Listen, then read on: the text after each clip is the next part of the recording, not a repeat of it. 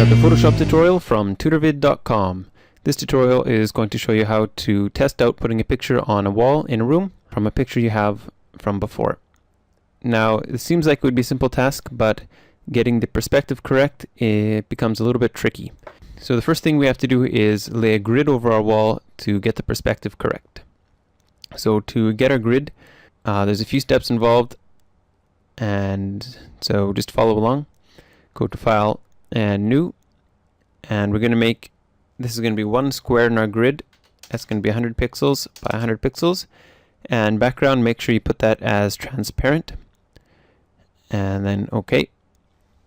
And now this is going to be one grid square, so we'll click Control A to select all, and then Edit, Stroke, and then stroke it 1 pixel on the inside and color of black. Now we're going to turn this into a pattern. So Edit, Define Pattern, and we can call it Transparent Grid. Now when we go back, so now we have to put the grid on this image, and to do that we need first a new layer. So go down here and click New Layer, and now we want to fill this layer with the grid, so Shift Backspace, and that gives us the options of how to fill it. It'll probably look like this when you do it first.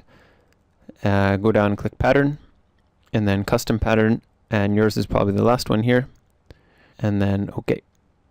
So we have our grid over top, and it's on a separate layer. So the first thing we want to do is get this to the same perspective as our wall. So press Ctrl T, and bring down the size of the grid.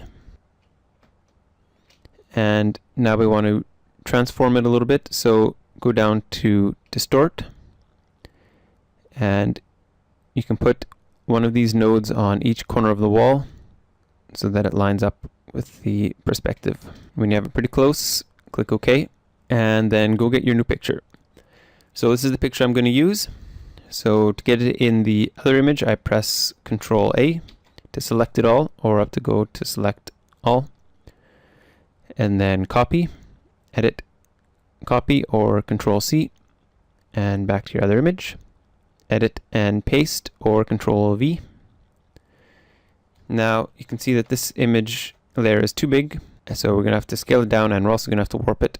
And a good thing to do if you're going to be changing the size and reducing it is turn it into a smart object so that it keeps its resolution even if you reduce the size.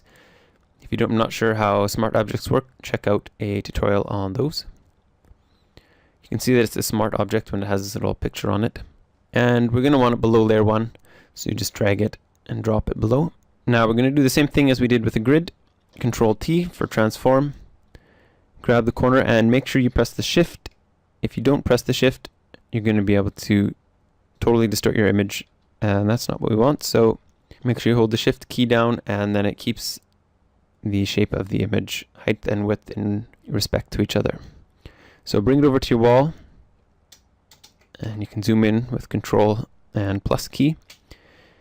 And now the reason we needed this grid here is because if it's at the top, I'll start transforming it first. So right click on the image and then click Distort.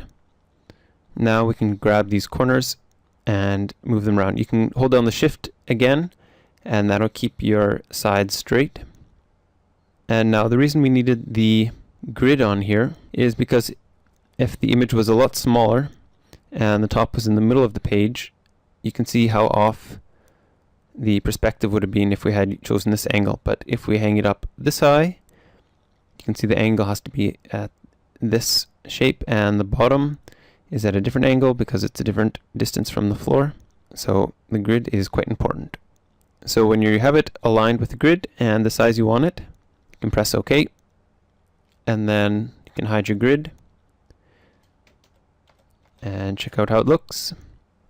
And maybe the final touch is to put a frame around the image.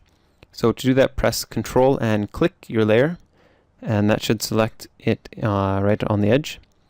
And then we're going to create a new layer to put our frame on, and then we're going to stroke. And depending on the resolution of your image, this width of the stroke will vary, but I'm going to keep it at 10. And the color, you can pick whichever color frame you want, and we'll put it on the center, blending mode normal. And then when you're done, Control D to deselect, and there you have your picture with a frame. And that's it. Check out more tutorials from tutorvid.com.